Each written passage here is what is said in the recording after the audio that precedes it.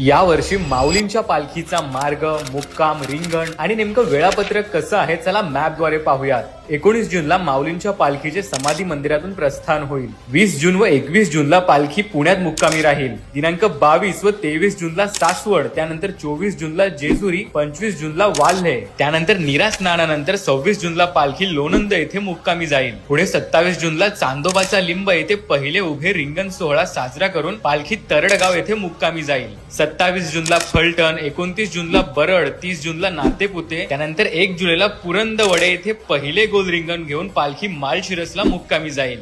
2 जुलैला खुडूस फाटा येथे दुसरे गोल रिंगण करून पालखी वेळापूर येथे मुक्कामी जाईल। 3 जुलैला वेळापूर येथे ठाकूरबुवाची समाधी येथे तिसरे गोल रिंगण होईल। 4 जुलैला भंडी शेगाव येथे दुसरे उभे रिंगण आणि चौथे गोल रिंगण बाजीरावची विहीर येथे होईल। पुढे पालखी वाखरी येथे पोहोचेल जिथे पादुका आरती होईल। 5 जुलैला वाखरी येथे तिसरे उभे रिंगण होईल। तिसरे उभे रिंगण झालं की पालखी पंढरपुरात दाखल होईल।